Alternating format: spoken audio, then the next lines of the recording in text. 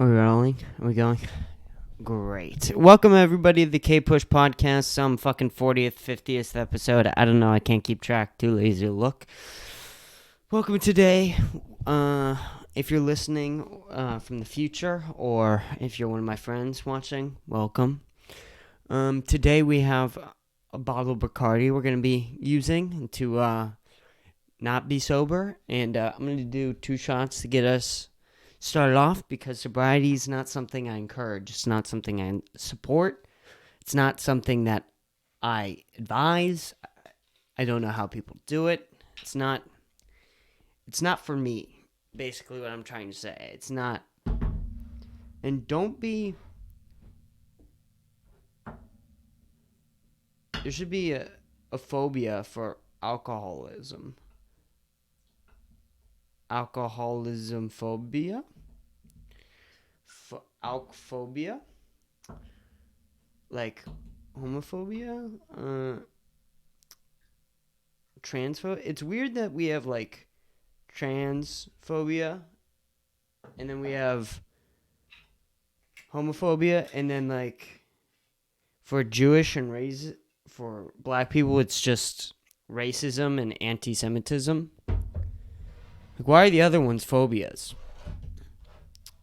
Like, is racism not a phobia? I like figured it would be. Are they not the same thing? Just against different groups of people. I don't know. Maybe I'm just being stupid, tied on my ass. You know? I don't know. Cheers.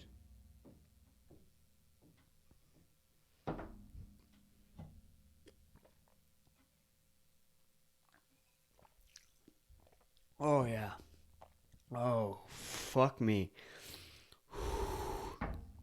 Every time I take Bacardi, I just forget how fucking brutal. Oh my god. It's delicious.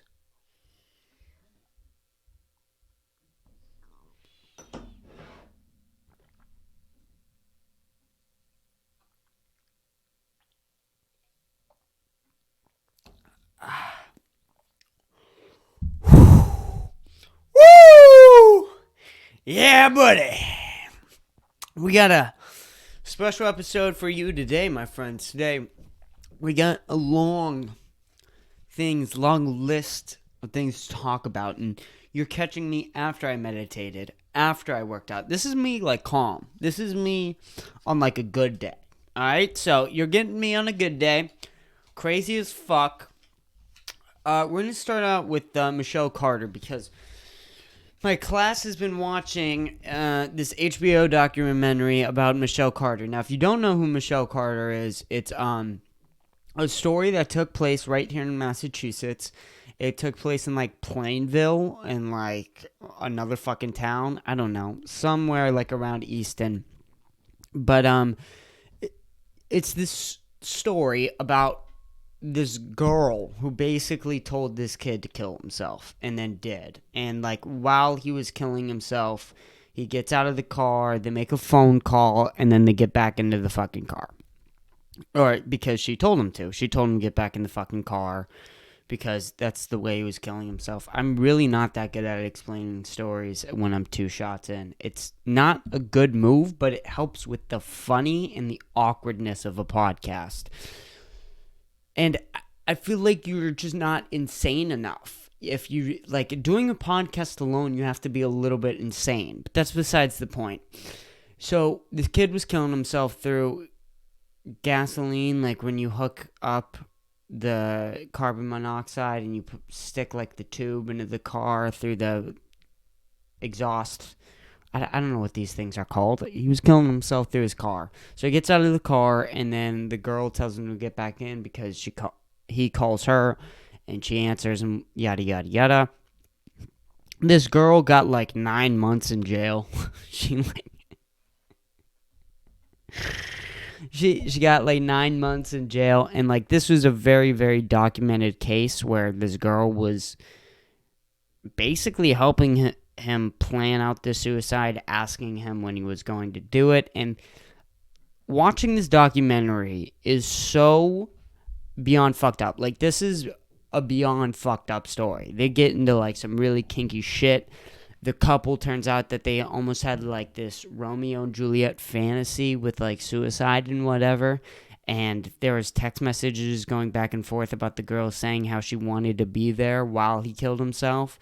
And it's a fucked up story. And like they talk about suicide like it's a fucking kink. Like, hey, you want me to put on a strap on and fuck you? Yeah, how about you fucking kill yourself? How about that? You want a kink? How about you fucking murder yourself? How about that, bitch? Like, and it was just a lot to process, especially in school. Really good documentary. HBO documentaries never let you down, especially in school. Like, you're in the environment of wanting to kill yourself and you're watching an HBO documentary about suicide, so it makes you feel like a little bit better. But it's just funny because like the whole time you're watching this, right? You're watching Michelle Carter, this girl, talk basically Conrad into killing himself. He talks about how to do it, what's the fastest way to do it, what is the most painful, when is he going to do it, and all these different things all around the center of I love you, I love you, I love you. I mean, these kids were in love basically. And it was just so, it's such a weird case because you can tell this Michelle Carter girl is definitely terminal ill. She was on a lot of antidepressants, and I feel like I had a manic episode. But then when I think about it, and this girl very well could have been on a manic episode. This is very, very true. But there's a lot of suspect things. Right before Conrad killed himself, Michelle texted all of her fake friends, Conrad's missing. Like, she was testing the waters with him. Like, she almost wanted this for attention. It's a really, really fucked up case. And if you see the text messages, you really get a picture of, like, how fucked this whole situation is.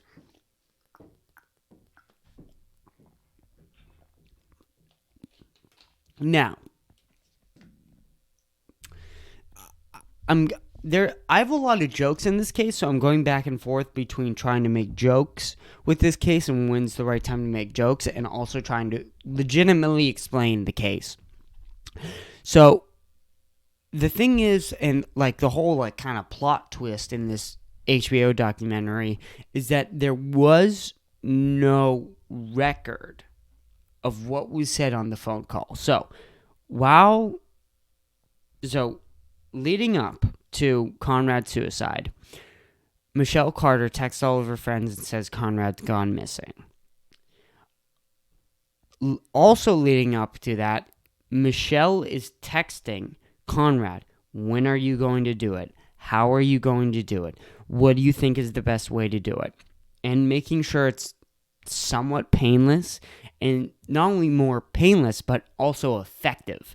And so it's this really fucked up, like, sort of situation where this girl is talking to this kid about how to kill himself and making sure that, I mean, when you read the text messages, it really does seem like Michelle is trying to get him to kill himself. But the really fucked up part is, that's kind of the reveal of the HBO documentary, is that we don't really know what was said on the phone call.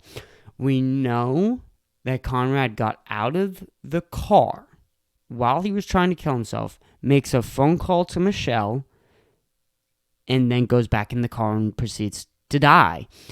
And it's one of the biggest things ever, because all we have on accommodation is 2 months later, Michelle Carter said, he called me, he said he loved me, and I told him to get back in the car. That was what was said, according to Michelle Carter. But again, this was 2 months later. Michelle Carter is very obviously in some sort of mental crazy breakdown during this whole thing. And so it's really difficult. And like, the craziest part is that they never really met. So Michelle Carter and Conrad never met in real life. They always said that they were, but they never did. So It just never ended up happening. So these people who never met, yet they say they fell in love. They said I loved you all the time over text messages. We have complete record of what was going on. They talked for a long time. They had this like weird fucked up fantasy of them killing themselves. But I mean, the part that really sank into me was like, maybe this girl wasn't really evil and was just didn't really know what she was doing, was the text messages after. And I mean, after Conrad kills himself, you see Michelle text Conrad every single day after he died saying, I really miss you. You know, I love you and I miss you and I can't believe you're gone. I mean, and that's one of the really fucked up parts, is that Michelle never really saw the body that she is being manslaughtered with. She never even saw it when it was alive. She never saw it when it was dead. It was just, she had this relationship with this boy through text messages, and killing themselves was essentially no more FaceTime calls and no more text messages.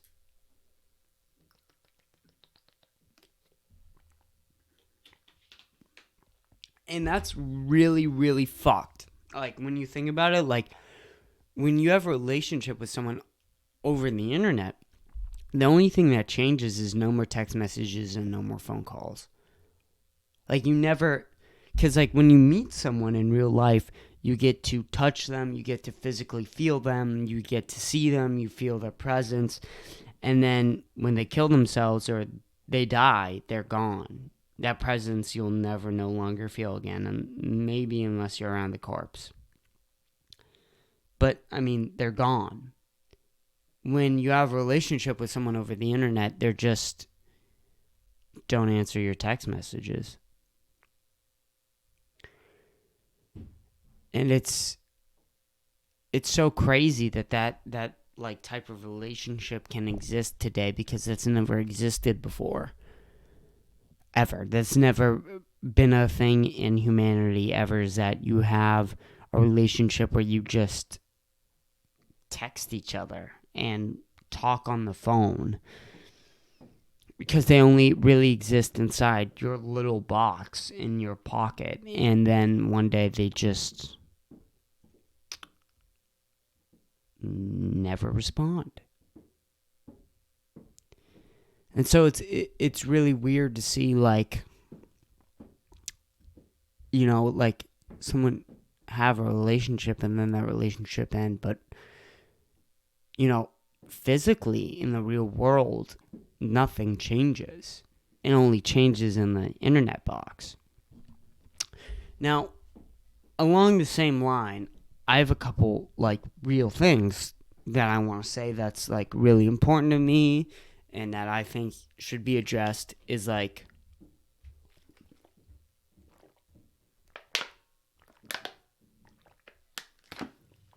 you know, where is the Michelle Carter TV show? Like, legitimately, where's the TV show surrounding Michelle Carter? We have a Charlie D'Amelio show, okay? Like, ladies and gentlemen, we have a Charlie D'Amelio show, a TV show about a TikToker, somebody who dances on the internet. Wouldn't you want a TV show about someone who encourages someone to kill themselves on the internet? Like, dancing, encouraging to kill themselves, one is a lot more interesting, in my opinion. I mean, if they came out with a Michelle Carter TV show, you would not miss you would binge watch the whole fucking series. If Netflix came out and was like, we're gonna make a TV show about the girl who encouraged suicide, what if they showed her driving around in Conrad's Jeep, the vehicle he killed himself in? Like, what if? I would find that interesting. If Michelle Carter was driving around in Conrad's Jeep that he killed himself in, going to Starbucks and getting a medium-sized mocha, that would be interesting to me. Not Charlie D'Amelio, somebody who fucking loses the remote, and that's like the whole episode. Give me Michelle Carter. And apparently Michelle Carter goes to like the gym that's like 5 minutes down the road. I might want to get her on this podcast. I might want to talk to Michelle Carter while we're both intoxicated and just say, hey, what really happened? Because one of the things in the documentary that you kind of realize is that you never really hear Michelle's side of the story. Maybe Conrad's a cunt. Maybe Conrad was a cunt who deserved to kill himself. Who am I to say? And like another thing you're kind of getting from this whole vibe is because the story was in 2014. So of course they made a documentary about it. What if this was in 2020? What if there was a story about a girl encouraging to kill some guy, just like they were encouraging to kill himself? Well, that happens like every week. Like, what do you expect? It's 2021. People are dying by the thousands from the coronavirus every day. There's racial injustice.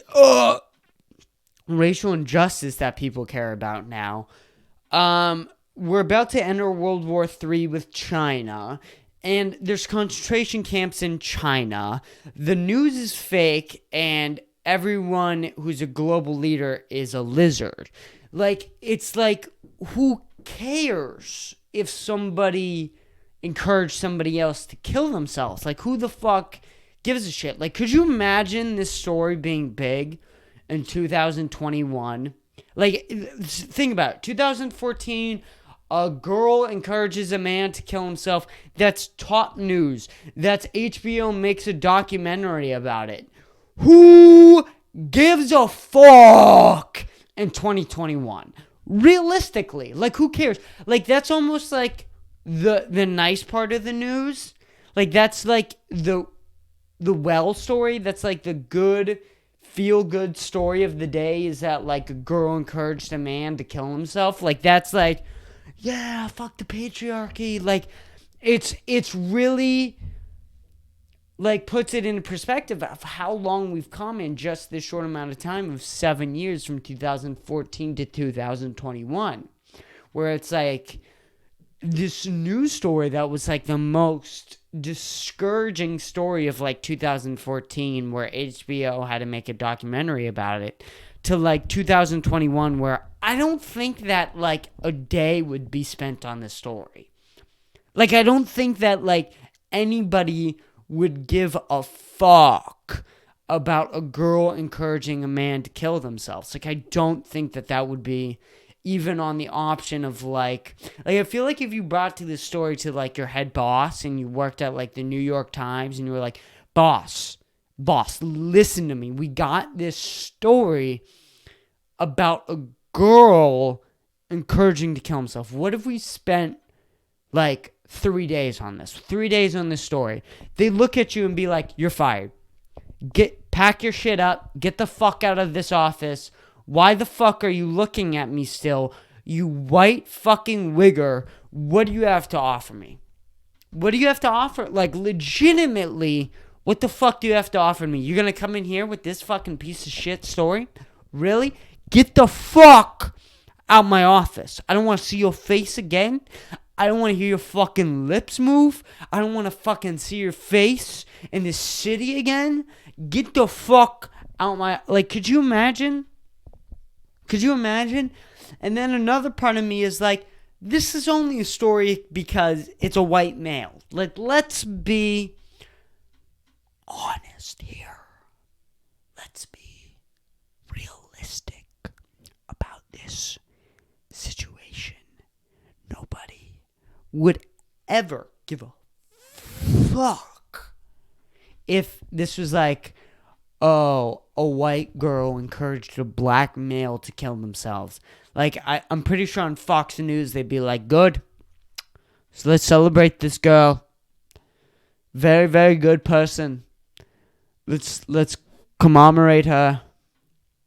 Let's feel good about this. We got another black dead today.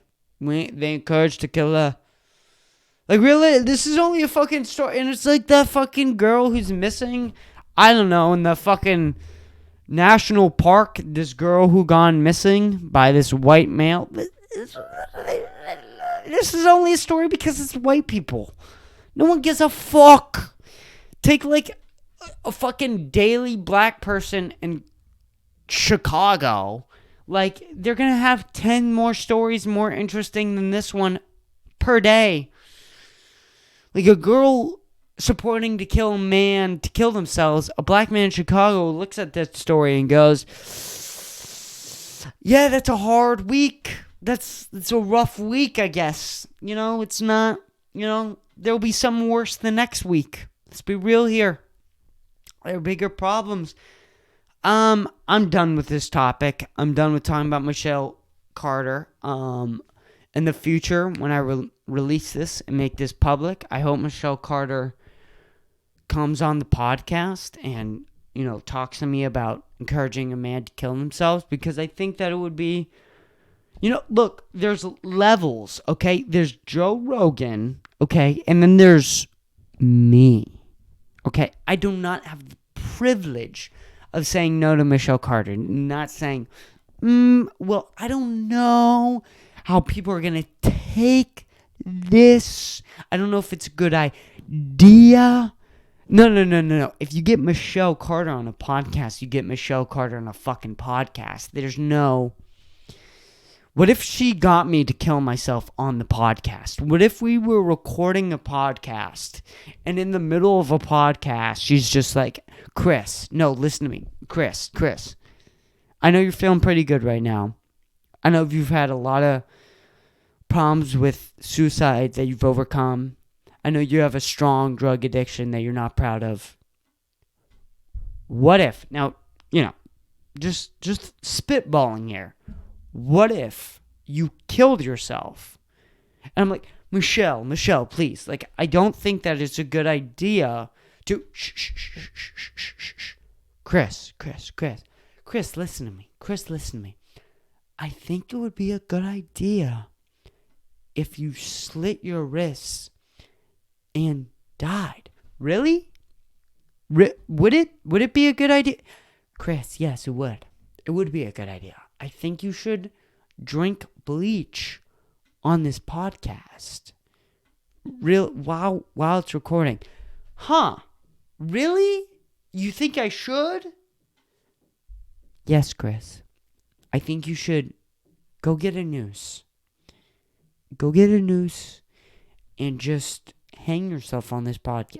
Michelle, I don't know if this is kind of sudden. It's kind of weird. You're telling me to kill myself on my own podcast. It's a little...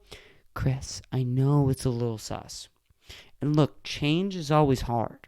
Change is a difficult thing to go through. But trust me, you should think of the amount of views you would get. Realistic. If you killed yourself, I'll upload it for you. If you killed yourself on a podcast with Michelle Carter, you would just get so much money. I mean, think about it. Your parents would be set for life. For life. Michelle, you do bring up a good point. I maybe it's time that I do go. Maybe it's time that I do slit my wrists and die on this podcast like Hannah Baker. Yes, Chris. Yes, it's a good idea. Like, could you imagine? That'd be so funny. That'd be hilarious. I'd laugh in heaven while I'm like replaying, like, this bitch got me to kill myself.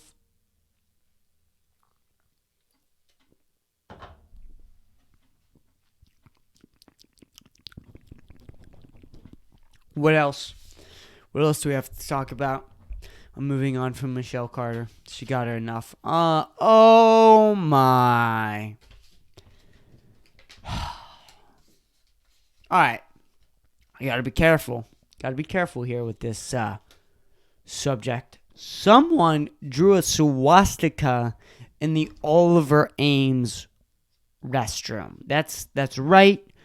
You're hearing it from me from firsthand.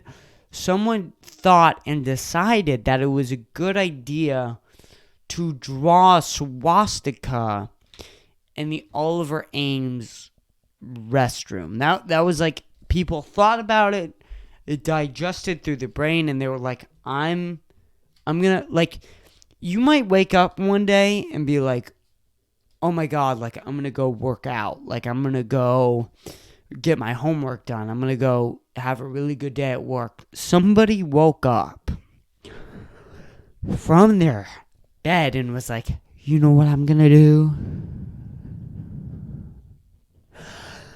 I'm gonna draw a swastika in the Oliver Ames restroom.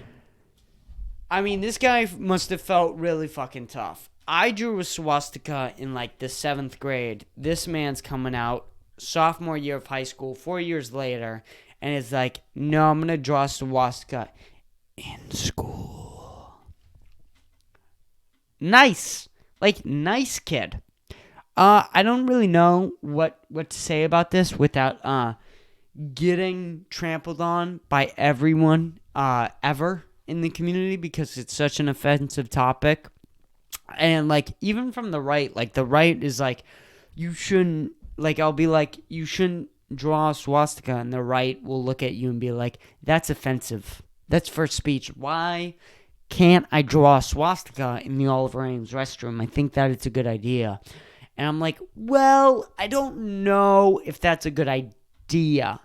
But on like a moderate side of the perspective, because I'm not too far left, Jewish people, like in the girls, the white Jewish girls in our school, let's be honest here, the white Jewish girls in our school will like look at like this dumb, retarded sophomore boy who's just dumb and ignorant and doesn't really understand anything, drawing a swastika in the boys' restroom.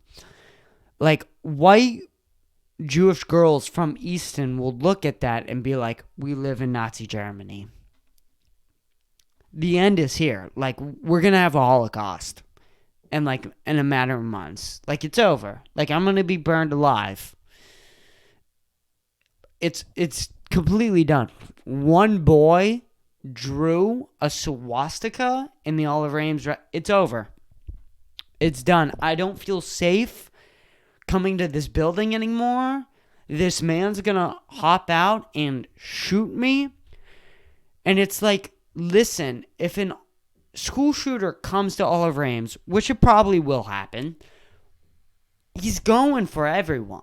Like, I don't know how to tell you this. They're going for everyone. Black, white, Asian, women, female, Jewish, Muslim, Christian. School shooters don't give a fuck. Which, like, look, there's probably going to be a school shooter at Oliver Ames. It's probably me. It's most likely me who's going to shoot up the school. I mean, realistically, like, if you I'm the only one who has a solo podcast. And I'm telling you, when I bring the AK to school, I'm not focusing on ethnicity. Like, truly, I'm not focusing on what color you are or what race, religion, gender. Like, I'm just going to shoot you.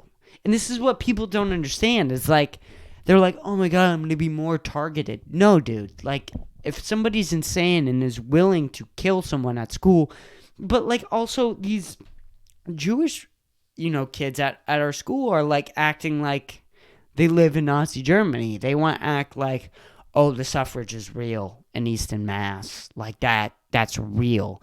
Like, dude, this kid's going to be punished. This kid's going to get like expelled from the school. Like, do you not understand that? Like, And no one's saying drawing a swastika on the Oliver Ames restroom is like a good idea. Like, no one's like, thank God somebody fucking did it. Somebody finally broke the fucking code. Somebody said it. Like, Jesus Christ. Somebody had to draw a swastika on the Oliver. Like, no one's saying this. Of course it's bad that someone drew it. Of course we have fucking retards at Oliver Ames. I'm fucking one of them. But, like, there's no...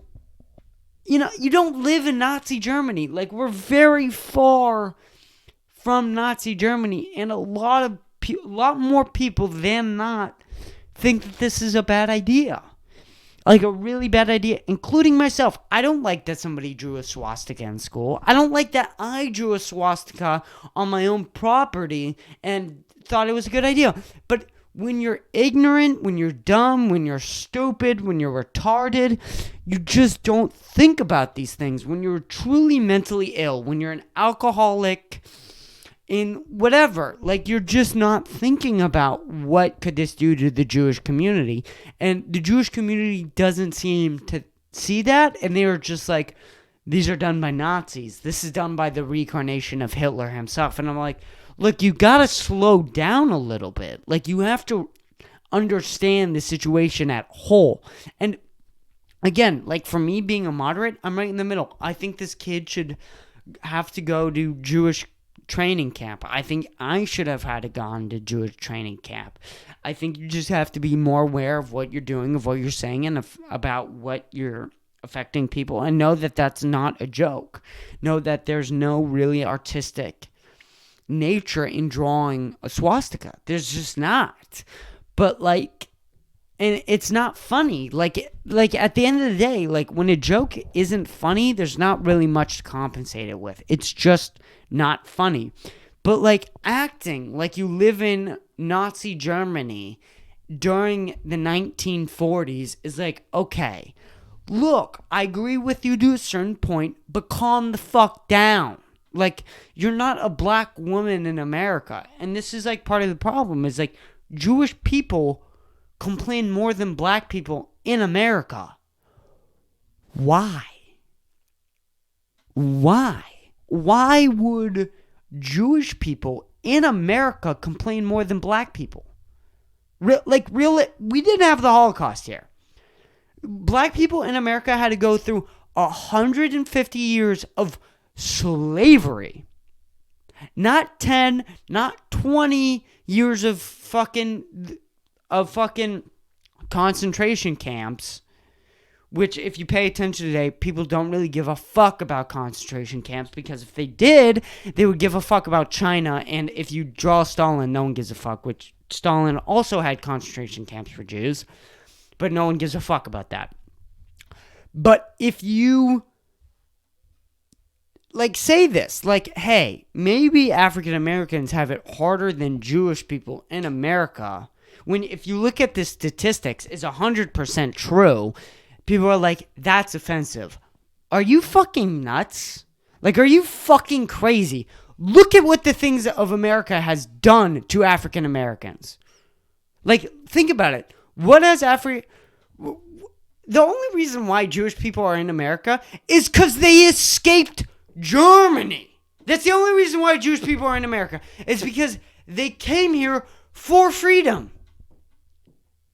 And they were allowed here to live free. African Americans were slaves for 150 years, and they complain less than Jewish people. It's astounding to me. I have no business in this. I'm a white man on the sidelines. It's hilarious to watch. But watching it, it's the most entertaining thing ever to see on the planet. To watch, like, Jewish people complain more than black people in America is like, take it to Germany, and, like, you just see these black people, like, get angry in their faces, and it's hilarious. It really is hilarious. And all oppression's bad. It really is all bad. But, like, there are levels to oppression. We also have to be, like, aware of that.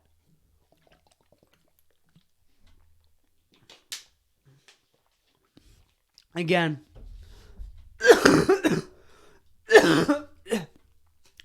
you said anything or said anything offensive, remember I'm drunk and I'm talking fast and I'm alone. We're going to move on to the next thing. Because I'm done with this. YouTube is dog shit. It's terrible. It should be shut down. The YouTube headquarters should be nuked. Like Hiroshima. No, seriously. YouTube is just an absolute shithole now. It's crazy to imagine that we once had this glorious, glorious product that was really, really amazing. That inspired people to... And it makes me worried. Like, it makes me legitimately worried because I don't think I'll have the ability to stay on YouTube. Once I go viral and I start making really good content and I start actually having good podcasts and I have the ability to talk and be really, really good at, like, radio and starting conversations and all these different things. And, you know, once I do that, I don't know if I'll stick with YouTube anymore.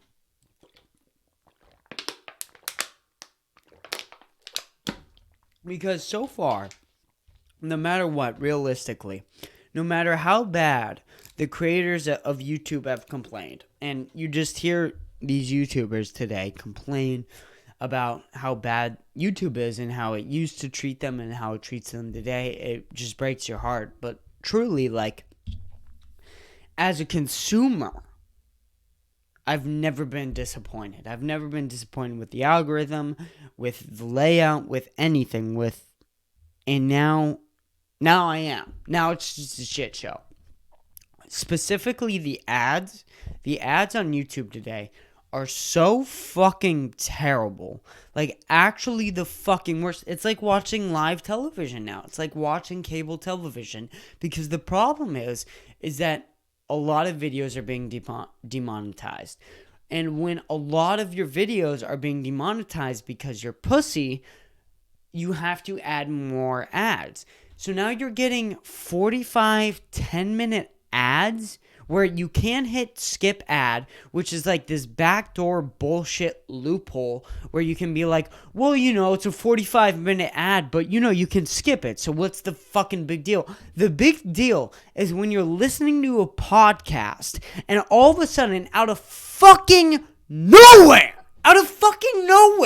you're getting a 45-minute ad, longer than the actual fucking video. It's absolutely fucking insane.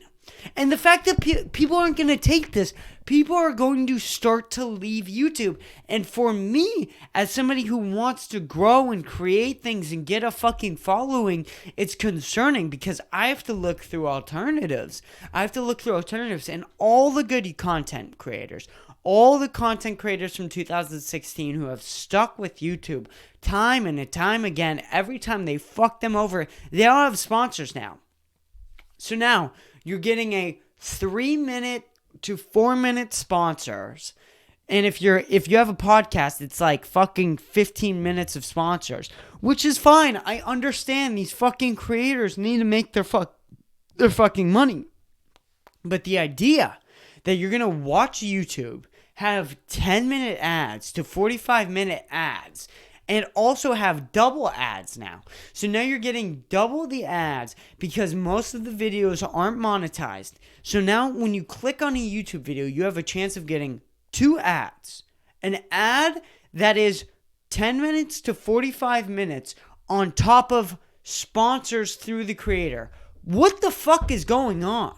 Like, it's an actual fucking shithole. It's so terrible. And I don't know what to do anymore because I'm, as an audience member, somebody who has been enjoying sincerely YouTube since they were 9, since they watched day after day, keeping up with Jacksepticeye and Markiplier and watching Leafy and watching Filthy Frank and keeping up with all the biggest creators at the time. It's like, holy fuck. You guys fucked this up, and now it's a shit show, and I don't want to be a part of it. And it's just so crazy because if you asked me for so long, what would you want to be? What would you want to do? It would be YouTuber. Being able to do and create whatever you want and upload it whenever you want and being paid a fair wage so that you don't have to search and you can just focus on the content was always the biggest thing. It was always the hook of YouTube, and now it's gone. It's just gone, and it's not there anymore, and it's so disappointing. I mean, it really is. It's so fucking disappointing.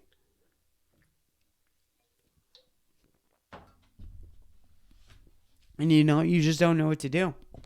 But I mean, it really feels like when you see like somebody, remember in like 2018, somebody shot up like the YouTuber headquarters, and you were like, oh, that's sad. And now 2020, you're like rooting for that person. I'm like, I hope they killed a lot of people. I hope they killed like the maximum amount of people that they could have killed. I hope YouTube headquarters get shot up again. Like, it's just not the same attitude towards YouTube anymore, and it's very disappointing and very disheartening. Truly. I think we have our last topic. We have relationships are tough. I mean, I'm in one right now, and bitches be crazy, man. Bitches really, really be crazy. And I'm breaking up with my girlfriend once I leave to Austin, Texas. And it's just really hard because I thought that we would be just like, having fun because we would know that there's this deadline and it would just be easy. And it's not. It's not at all, because this girl has such a hard fucking life, so she's never really fully there. And I mean, it's hard to talk to someone who's never really fully there and who's never really okay. And I mean, just trying to help them, it's fuck. It's really hard to always be there, especially when they don't really have friends, and they just make it harder and harder to love them. But you do love them and you want them to be okay, but you also know that this thing is never really gonna last, because it has to come to an end. And it can always come back, I mean, in the future, but like, it's not gonna last right now. You're not gonna get married. And so that's always been really, really hard. But I mean, if I get through it and I just help this girl and I have, consistent sex, I mean, I think that's one of the biggest pros in a relationship for men, is just consistent sex. Let's be real here. As long as I keep doing that and I keep doing what I'm doing, I think I'll be okay, because I'm so scared to go to Austin alone. But I'll have Dom and Isaiah, and man, I'm just so ready to be okay. Just so ready to like not really have a lot of stress, and stress really doesn't go away, but like, short-term stress, not like having school deadlines or a girlfriend to worry about.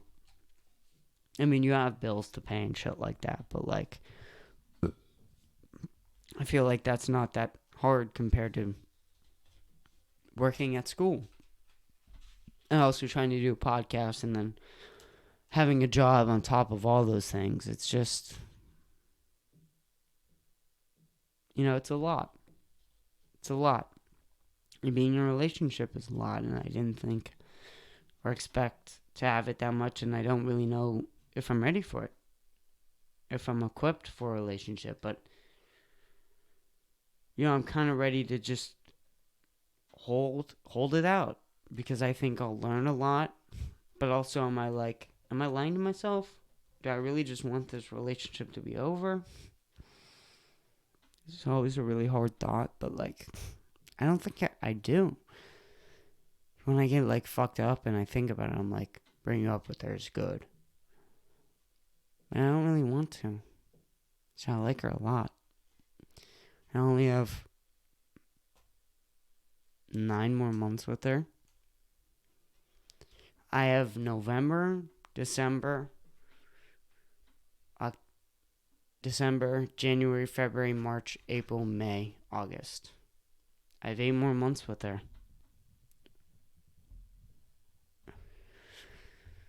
And then it's over. It's really hard, man. I get nervous. I get shaky. Talking about it always helps. I'm just gonna miss her, and I hope.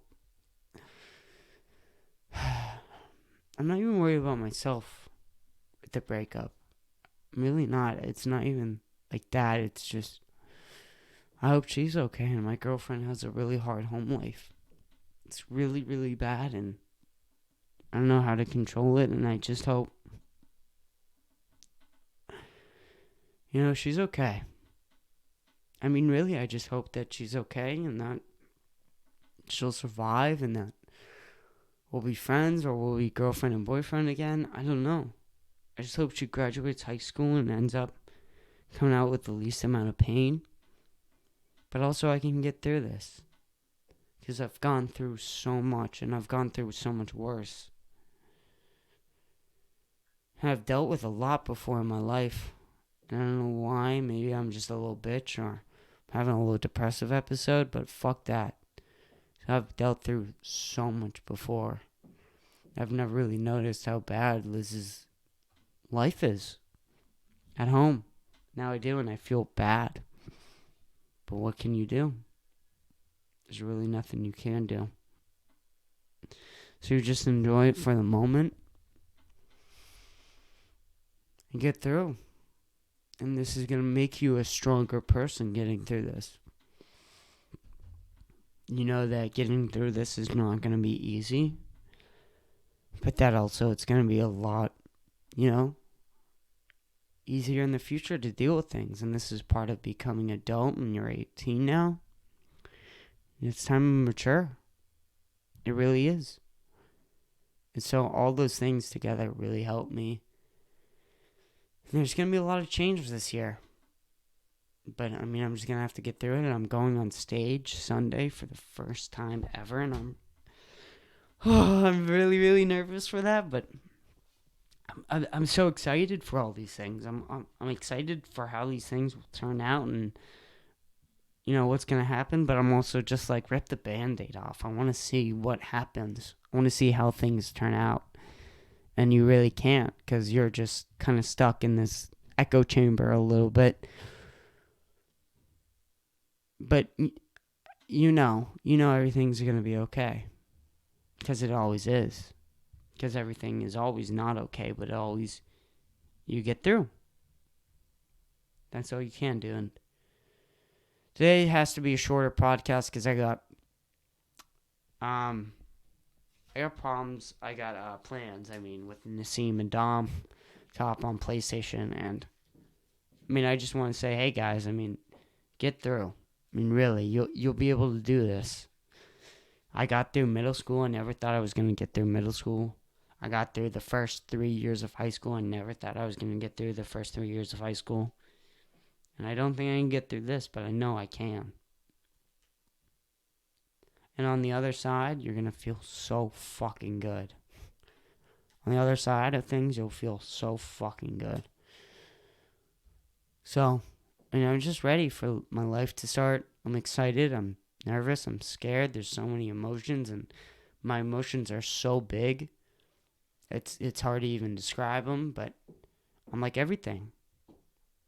I just know that I'll be able to get through, and to people listening out there, you'll be able to get through too.